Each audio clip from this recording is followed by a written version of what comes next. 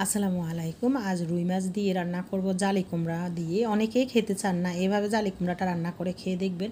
তো প্রথমে রুই মাছটাকে আমি ভালোভাবে ধুয়ে একটু লবণ আর সামান্য হলুদ দিয়ে ভাজি করে নিচ্ছি। যে কোনো পাত্রে যখন ভাজি করবেন ওই পাত্রটা ভালোভাবে গরম করে নেবেন। এরপরে মাছটা দিয়ে হালকা এভাবে ভেজে নিলেন, সেটাই আর দেখালাম না। তো মাছটা আর ফ্রাই প্যান সহ আমি এক সাইডে রেখে দিয়েছি। এখন যে পাত্রে রান্না করব সেখানে দিয়ে দিলাম কিছু রান্নার তেল আর বড় সাইজের একটা পেঁয়াজ কুচি।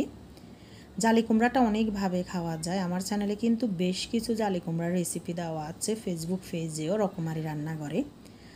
আর আজকে আমি রুই মাছ দিয়ে রান্না করব, একেবারে দেশীয় তরকারি স্বাদ পাবেন। এখানে 1 চামচ দিয়ে দিলাম রসুন বাটা। পেঁয়াজটা কিন্তু আমি বেশি বাদামি করে ভাজি নাই, শুধু কাঁচা গন্ধটা যাতে চলে যায়। আর দিয়ে দিলাম স্বাদ মতো লবণ।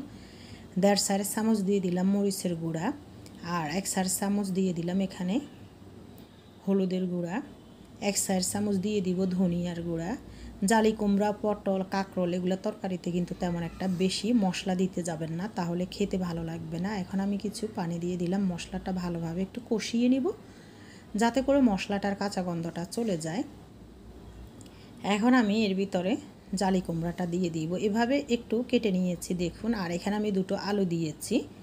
আলু দিয়ে রান্না করলে খেতে ভীষণ ভালো লাগে। জালি কুমড়াটা মুরগির মাংস দিয়েও ভালো লাগে খেতে।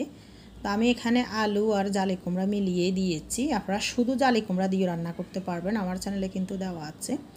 এখানে আমি মশলাটা কষিয়ে জালি কুমড়াটা দিয়ে দিয়েছি আর ঢাকনা দিয়ে দিলাম। আরেক সাইডে আমি দেখুন এখানে 2-4 চামচের মতো আস্ত জিরা একেবারেই লো আছে, আমি বেশি ফুরিয়ে নিব না, হালকা একটু মচমচা করে ভেজে নিব। এখন আমি এটা নামিয়ে ঠান্ডা হওয়ার জন্য রেখে দিয়েছি।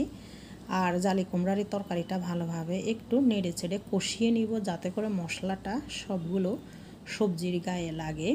আপনারা ইচ্ছে হলে লাউ দিয়ে এইভাবে রান্না করতে পারেন, মাছ দিয়ে। ঢাকনাটা খোলা অবস্থাতে রেখে দিব কিছুক্ষণ যাতে করে মশলাটার কাঁচা গন্ধ চলে যায়। এখন আমি এখানে একটা বড় সাইজের টমেটো দিয়ে দিলাম। টমেটোটা দিলে মাছের ভিতরে খেতে ভালো লাগে। আপনারা ইচ্ছে হলে আরও একটা দিতে পারেন, তবে আমি এখানে আর বেশি দিব না, কারণ প্রথমেই বলেছি জালি কুমড়ার তরকারিটা একটু হালকা মশলাতে খেতে ভালো লাগবে। আর বেশি টমেটো দিব না, ভালোভাবে একটু মিশিয়ে দিব।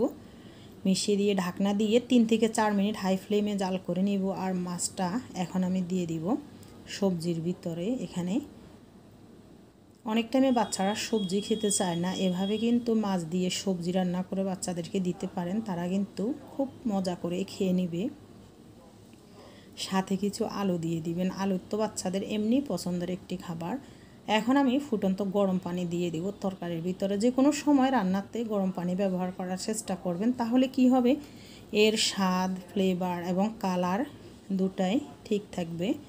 তেমন একটা বেশি ঝোল দিব না, যেহেতু এখানে আলু দিয়েছি, আলু আর ভাজা মাছ এগুলো কিন্তু ঝোলটা চুষে নিবে। এখন আমি হাই ফ্লেমে দিয়ে দিব আর ঢাকনা দিয়ে দিব ভালোভাবে যাতে বলক আসে। আর দেখুন এগুলো কিন্তু তেমন একটা পুড়ে যায়নি, আমি সেটাই দেখালাম। এখন এটা এখানে গুঁড়া করে নিব, বেশি পুড়ে গেলে কিন্তু বিশ্রী একটি গন্ধ বের হবে।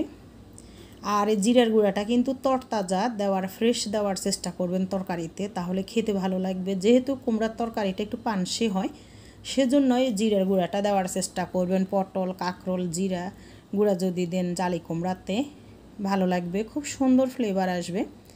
দেখুন এখন ঢাকনা খোলা অবস্থাতেই আমি আরও 3 থেকে 4 মিনিট জাল করে নিয়েছিলাম। আর ঢাকনাটা খুলে এখন আমি জিরার গুঁড়াটা দিয়ে দিলাম যাতে করে সবগুলোর ভিতরে খুব সুন্দর ফ্লেভার আসে। এখন চুলার আঁচটা একেবারে লোতে করে 5 থেকে 7 মিনিটের মতো জাল করে নিব। এখানে একটি টিপস দিই, অনেকেই বলে রান্না করলে উপর থেকে তেল উঠে আসে না, এটার একটি গোপন টিপস হলো রান্নাটা যখন কমপ্লিট হয়ে যাবে লবণটা চেক করে নেবেন। এরপরে চুলার আঁচটা একেবারে লোতে করে ঢাকনা দিয়ে 6 থেকে 7 মিনিট রেখে দিবেন, তাহলে দেখবেন এই যে আস্তে আস্তে উপর থেকে খুব সুন্দরভাবে তেল উঠে আসবে। আর উপর থেকে আমি এখন কিছু ধনিয়া পাতা কুচিয়ে দিয়ে দিলাম। আস্ত 3 থেকে 4টা কাঁচামরিচ দিয়েছি। কাঁচামরিচটা আমি আর তেমন একটা কেটে দিই না, কারণ যেহেতু আমি এখানে গুঁড়া মরিচ দিয়েছি। আর তেলটা খুব সুন্দরভাবে উঠে আসবে, দেখবেন আমি পরবর্তীতে আবার দেখাবো। এখন ঢাকনা দিয়ে আবার রেখে দিব বেশ কিছু সময় ধরে, 3 থেকে 4 মিনিট রেখে দিব। এরপরে চুলাটা বন্ধ করেও ঢাকনা দিয়ে রেখে দিব। দেখুন কত সুন্দর কালার এসেছে। এখন তো গরম গরম, ঠান্ডা হলে কিন্তু ঝোলটা আরও বসে যাবে। এখন তো একেবারে চুলার থেকে নামিয়ে নিয়ে এসেছি। আর এর কালারটা দেখুন মাশাআল্লাহ কতটা লোভনীয় হয়েছে। এভাবে রান্না করলে যে কোনো মাছ দিয়ে রান্না করতে পারবেন, এভাবে রান্না করলে কিন্তু জালি কুমড়াটা খেতে ভীষণ ভালো লাগে। আর পাতিল থেকে দেখাচ্ছি, দেখুন ঝোলটা কতটা বসে গিয়েছে আর কালারটা কতটা লোভনীয় হয়েছে। ভিডিওটি ভালো লাগলে ইউটিউব চ্যানেলটি সাবস্ক্রাইব করবেন, ফেসবুক পেজটি ফলো দিয়ে দিবেন। আল্লাহ হাফিজ।